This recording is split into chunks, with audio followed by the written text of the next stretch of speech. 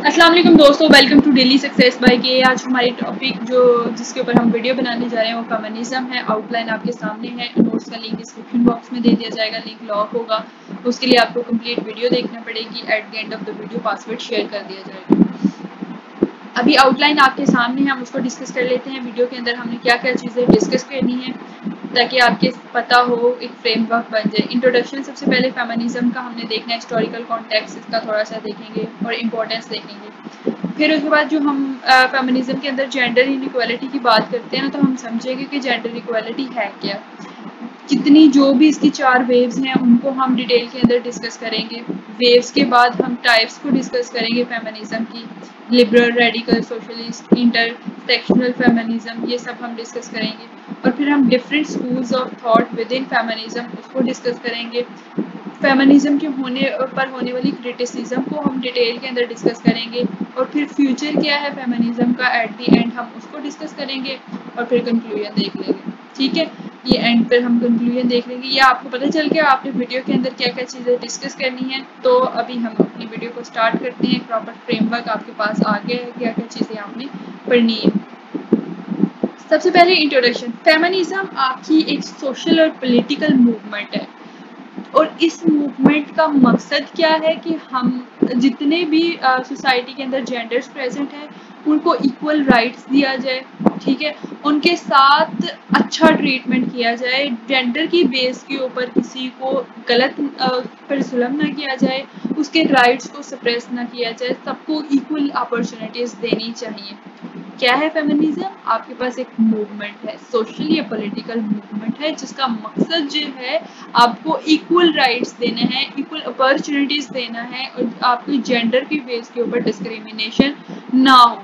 अब देखिए, हिस्टोरिकल अगर हम देखें हिस्ट्री के अंदर ये फेमिनिज्म बहुत देर पहले की स्टार्ट है, लेकिन 90s और 20s के अंदर फेमिनिज्म को थोड़ी प्रोमिनेंस मिली और वो खुल के सामने आई जब औरतों के हकूक़ के ऊपर बात की गई कि उनको सफरेज मूवमेंट मतलब उनको राइट का वोट का राइट देना चाहिए, कि वोमेंस को जब वोट का हक होगा तो वो उनको कहीं ना कहीं एक बेसिक नीड दिया जाएगा और ये चीज़ होगी कि उनको जेंडर की बेस के ऊपर आप एक्सक्लूड नहीं करोगे सोसाइटी पर। और फिर और डिफरेंट इश्यूज पर बात की गई फेमिनिज्म के अंदर, जैसे रिप्रोडक्टिव राइट्स जो है वो औरत को दिए गए, औरत काम कर सकती है और उसको इक्वली काम करने की परमिशन दी जाएगी, जेंडर की बेस के ऊपर कोई वायलेंस नहीं होगी।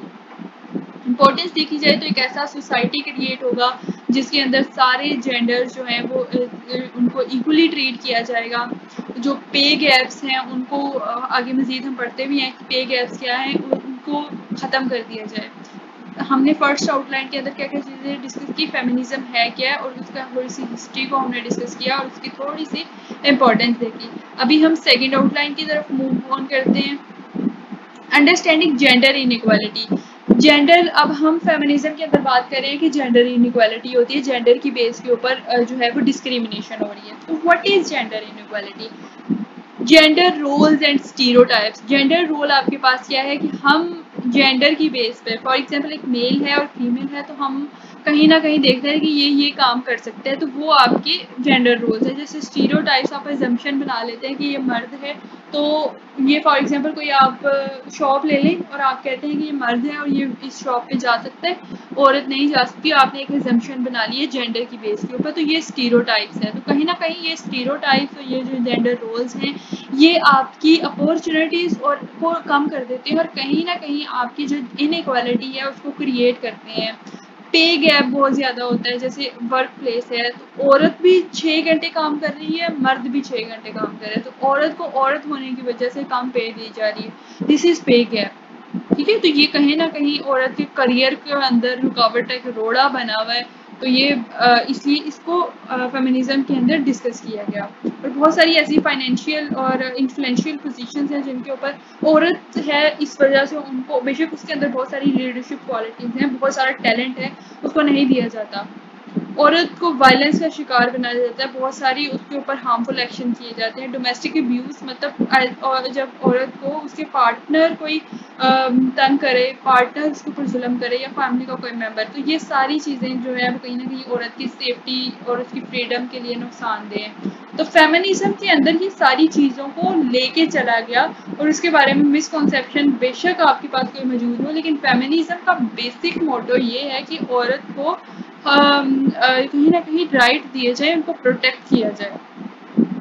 वेव्स की अगर हम बात करें तो फर्स्ट वेव जो है वो सफरेज एंड वोमेन्स राइट है। सफरेज मतलब औरत को वोट का हक दिया जाए ताकि औरत के पास एक लीगल बेसिक लीगल राइट आ जाए। फर्स्ट वेव के अंदर ये बात की गई। सेकंड वेव के अंदर बात की गई कि औरत को काम करने की जो जगह है वहाँ पर इक्वली उसको जो है वो प्रमोट किया जाए, इक्वली उसको पे दी जाए, इक्वली ट्रीट किया जाए। जब इक्वल काम कर रही है तो उसको जो इन्फ्लुएंशियल पोजीशंस हैं उनके अंदर उनको काम करने की परमिशन दी जाए, और जब वो कहीं वर्क प्लेस पर काम कर रही है तो उसको सेक्सुअल हरेसमेंट किसी तरह की ना हो, अगर है तो उसके रिलेटेड कुछ उनके रूल्स हों ताकि जिनके मुताबिक जो उनको सेक्सुअल हरेसमेंट कर रहा है उनके साथ उनको प्रॉपर सजा दी जाए। और औरत को ये हक दिया गया कि वो बर्थ कंट्रोल जब चाहे वो कर सकती है, अबॉर्शन करवाना चाहे तो वो करा सकती है, क्योंकि कुछ ऐसे इलाके हैं बहुत बैकवर्ड इलाके जिनके अंदर औरत के पास ये हक बर्थ कंट्रोल का हक ही नहीं होता। और फिर बहुत सारी तादाद में एक साल के अंदर आप देखेंगे बहुत थाउजेंड ऑफ वुमेन जो है वो हर साल बच्चे की डिलीवरी के दौरान जो है वो डेथ हो जाती है उनकी, क्योंकि उनको ख़तरा होता है बर्थ मज़ीद एक बच्चा हो उनके और उनकी जान को ख़तरा होता है, लेकिन वहाँ के लोग इस चीज़ को नहीं मानते, उनका औरत की नहीं सुनते और इसकी वजह से अपनी जान से हाथ धो बैठती है। ठीक है, इसलिए सेकेंड वेव के अंदर ये चीज़ आपकी डिस्कस की गई। अब आगे बात आ रही है third wave, intersectionality and diverse rule. इसके अंदर ना बेसिकली इंटरसेक्शनैलिटी का मतलब है कि जेंडर इनइक्वालिटी कहीं ना कहीं दूसरी फॉर्म्स ऑफ डिस्क्रिमिनेशन जो है उनके साथ लिंक है, जैसे आपकी रेस, क्लास, सेक्सुअलिटी है, इन सबके साथ लिंक कर रही है इंटरसेक्सुअलिटी। तो थर्ड वेव के अंदर था कि आप हर औरत, क्योंकि सब औरतों का कोई एक शहर से है तो फिर कुछ औरतें गाँव से भी तो हैं, अब कुछ गाँव से तो कुछ शहर से भी हैं। तो थर्ड वेव ऑफ फेमिनिज्म का बेसिकली ये मकसद था कि हर औरत से उनकी कहानी सुने, उनके बैकग्राउंड के ऊपर डिपेंड करते हुए फिर आप इश्यूज को, चैलेंजेस को एड्रेस करने के लिए जितने वुमेन जो है वो फेस कर रही है उनको आप देखें और फिर उनके ऊपर तहरीक चलाएं। थर्ड वेव के अंदर ये चीज़ थी। फोर्थ वेव आई है ऑनलाइन एक्टिविज्म, और इसके अंदर मी टू मूवमेंट के नाम की एक मूवमेंट चली और उसको जो है वो काफ़ी सारी फेमस हुई वो। फोर्थ वेव ऑफ फेमिनिज्म जो है क्योंकि अब वक्त के साथ साथ सोशल मीडिया प्लेटफॉर्म आ गया, इंटरनेट की वजह से आपकी बात बहुत जल्दी ज़्यादा लोगों के पास पहुंचने लगी, तो फिर सोशल मीडिया प्लेटफॉर्म के ऊपर सेक्सुअल हरेसमेंट को, वायलेंस अगेंस्ट वुमेन, उसको जो है वो कहीं ना कहीं फोकस किया गया। मीम मूवमेंट चलाई गई। इस मूवमेंट में ये था कि डिफरेंट लोग आ सकते थे, वो आके अपना एक्सपीरियंस शेयर कर सकते थे और फिर लोगों के अंदर, ताकि एक बड़ी तादाद के अंदर लोगों के अंदर अवेयरनेस क्रिएट की जाए कि वो किस तरह से अपनी सिचुएशन को या फिर सेक्सुअल मिसकंडक्ट को किस तरह से वो कंट्रोल कर सकते हैं। ये आपकी थी वेव्स। अब हम देखते हैं टाइप्स। टाइप्स के अंदर जो है सबसे पहले लिबरल है। लिबरल फेमिनिज्म मतलब आपका जो करंट सिस्टम है, आपकी जो करंट इंस्टीट्यूशन है, इसके अंदर रहकर आपको जेंडर इनइक्वालिटी फेस हो, आप सबको जेंडर को इक्वली ट्रीट किया जाए, इक्वल अपॉर्चुनिटीज़ जो है वो औरतों के लिए क्रिएट की जाए। लिबरल फेमिनिज्म बेसिकली चाहते हैं कि अगर आप ये जो जेंडर इनइक्वालिटी है ना, इसी को फोकस, इसी को टारगेट कर लें, इसी को जब आप ठीक कर देते हैं और हर इंडिविजुअल की फ्रीडम के ऊपर काम करते हैं कि इंडिविजुअल फ्रीडम को प्रमोट करें, तो औरतों को खुद मा खुद इसी सोसाइटी के, एग्जिस्टिंग सोसाइटी के फ्रेमवर्क के अंदर ही आज़ादी मिल जाएगी। रेडिकल फ्रीडम वो चाहते हैं कि जो स्ट्रक्चर आइडिया है ना कि और मर्द को औरत के ऊपर पावर हासिल है, ठीक है, और कहीं ना कहीं इस आइडिया को रेडिकल फेमिनिज्म टारगेट करती है और वो चाहती है कि ऐसी सोसाइटी क्रिएट हो जहाँ पर हर कोई इक्वल हो। और वो रेडिकल फेमिनिज्म ये कहते हैं कि मेल डोमिनेंस का जो कॉन्सेप्ट है ना, यही औरत पर जितने जुल्म होने के जो रीज़न है ना, कि फॉर एग्जांपल औरत कोई थोड़ी सी बात करती तो मर्द की अना जाग जाती है, तो इसी वजह से औरत पर जुल्म होता है, तो ये चीज़ ख़त्म होनी चाहिए। फिर है आपके पास सोशलिस्ट। सोशलिस्ट चाहते हैं कि आप अपनी जो सोसाइटी है ना, सोशलिस्ट में बेसिकली सोसाइटी को टारगेट किया गया कि सोसाइटी के अंदर होने वाले जितने काम है ना, आप उनको ठीक करें। आप जब एक सोसाइटी फेयर क्रिएट करेंगे तो इक्वल वर्ल्ड जब हर किसी के लिए हो जाएगा तो सबके राइट सबको खुद ब खुद ही मिलना शुरू हो जाएंगे। इंटरसेक्शनल फेमिनिज्म मतलब कि आप हर बैकग्राउंड की औरत से जाके आप उसका जब पूछते हैं, आप उनके इश्यूज देखें, आप फिर उनके इश्यूज की लिस्ट बनाएं और फिर उनके मुताबिक आप उन इश्यूज के ऊपर आवाज़ उठाएं कि डिफरेंट डिफरेंट जगह पे यहाँ औरतें ये प्रेशर जो है वो फील कर रही हैं, फेस कर रही हैं, तो इन पर ज़्यादा से ज़्यादा बात हो। अब नेक्स्ट है आपकी different school of thoughts about feminism. Eco feminism basically connection show करती है औरत और नेचर का। मतलब आप औरत को और नेचर को मतलब किस तरह से एक्सप्लॉइट कर रहे हैं, ये इस चीज डिफरेंट स्कूल ऑफ थॉट में सबसे पहले ये बात कर रहे हैं कि अगर आप औरत को औरत के लिहाज से, आप ये ना कहें कि औरत को मर्द के लिहाज से आप कह रहे हैं कि दोनों को इक्वल ट्रीट किया जाए। आप औरत को औरत होने के बेस पर ही अच्छे तरीके से ट्रीट कर रहे हैं और उसको औरत एज अ वुमेन ही वो फ्रीडम को अगर इंजॉय कर लेती है तो ये बहुत बड़ी बात है। आप ये बैलेंस और फेयर रिलेशनशिप क्रिएट करें। इको फेमिनिस्ट इस टॉपिक के ऊपर आपकी बात करते हैं। ब्लैक फेमिनिज्म आपका चैलेंज, ये जितनी ब्लैक वुमेन हैं उनको जो उनके रेस पर, जेंडर पर, सोशल क्लास के ऊपर जो उनको फेस करना पड़ती है डिस्क्रिमिनेशन, तो ये ब्लैक फेमिनिज्म इन्हीं एक्सपीरियंसेस और चैलेंजेस को डिस्कस करता है और इन्हीं के बारे में बात करता है। अब क्यूर फेमिनिज्म ये कहते हैं कि आप ना सोसाइटी को सबके लिए इक्वल बना दें और जिसकी जो सेक्सुअल ओरिएंटेशन है वो जो चाहे अपनी सेक्सुअल सेटिस्फेक्शन के लिए अगर वो जो चाहता है और जो डिसीजन अपनी ज़िंदगी के साथ वो लेना चाहता है अपनी डिज़ायर के हिसाब से, तो वो ले सकता है। क्यूर फेमिनिज्म बेसिकली इस चीज़ के बारे में बात करते हैं।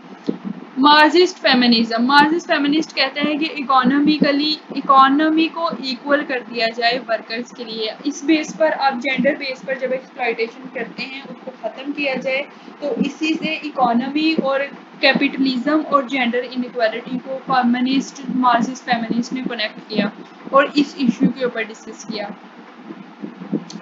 पोस्ट स्ट्रक्चर फेमिनिस्ट फोर्स पर अब आ जाता है कि जेंडर को आप can be neatly divided into male and female. आप ये नहीं कह सकते कि आप फिक्स्ड बिलीव है ना कि मर्द और औरत, तो जेंडर एंड आइडेंटिटी की फिक्स्ड बिलीव के ऊपर उसने ये पोस्ट स्ट्रक्चर फेमिनिस्ट जो है वो बात करते हैं।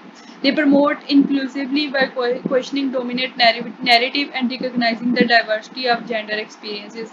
डिफरेंट है, वो कहते हैं एक आप ओपन और इंक्लूसिव सोसाइटी क्रिएट करें जहाँ सारे जेंडर इक्वली ट्रीट होते हैं, सबको प्रॉपर एक ही रिस्पेक्ट देती जाए और सबकी जो है वो वैल्यू, सबको वैल्यू किया जाए। ये आपका पोस्ट स्ट्रक्चर फेमिनिज्म था। क्रिटिसिज्म, अब क्योंकि डिफरेंट लोग फेमिनिज्म के बारे में रॉन्ग आइडियाज़ हैं कि इनका गोल अलग है, ये मर्दों से डोमिनेट होना चाहते हैं और फिर मर्दों को नुकसान पहुँचाना चाहते हैं और अपोजिशन टू फेमिनिज्म कहीं ना कहीं इसकी प्रोग्रेस को स्लो कर देगी ना, और फिर इसी क्रिटिसिज्म की वजह से आपकी क्वालिटी कम होगी, तो कहीं ना कहीं एक हार्मफुल स्टीरियोटाइप्स जो हैं इससे क्रिएट होंगे। फ्यूचर डायमेंशन अगर हम देखें तो इसी तरह से अगर जेंडर इक्वलिटी के लिए फेमिनिस्ट काम करते रहे, डिफरेंट इश्यूज़ को जो है वो देखते रहे, चैलेंजेस को फेस करते रहे और उनके खिलाफ आवाज़ उठाते रहे, दूसरों को एजुकेट करते रहे, तो फिर एक टाइम ऐसा आएगा कि एक फेयर और इंक्लूसिव सोसाइटी क्रिएट होने के चांसेस हैं आपके पास। आई होप सो आपके सारे पॉइंट्स क्लियर हो गए हैं और यही सब चीज़ें थी जिनके अंदर हम वेज भी डिस्कस कर ली, टाइप्स भी डिस्कस कर ली, डिफरेंट स्कूल ऑफ थॉट्स भी डिस्कस कर ली, सारे एक ही वीडियो के अंदर होगी। और अभी मैं लिंक दे देती हूँ आपको, पासवर्ड देती हूँ 4, 5, 6 जो है वो आप 4, 5 और 6 आपके पासवर्ड है नोट्स का, आप यहाँ पे लगाएं और नोट्स को डाउनलोड करें। मजीद आप इनको डिटेल के अंदर पढ़ सकते हैं और आपके इंशाल्लाह कॉन्सेप्ट जो है वो क्लियर हो गए फिर। अगर आपको मेरी वीडियो पसंद आई है तो वीडियो को लाइक कर दें, दोस्तों के साथ शेयर ज़रूर करें, चैनल को सब्सक्राइब नहीं किया तो सब्सक्राइब कर लें और अपने अच्छे से रिव्यूज़ कमेंट में ज़रूर दें। That's all I want from you guys. Thank you so much for watching my complete video. Thank you so much. इंशाल्लाह अगली वीडियो में मिलते हैं नए टॉपिक के साथ। अल्लाह हाफिज़।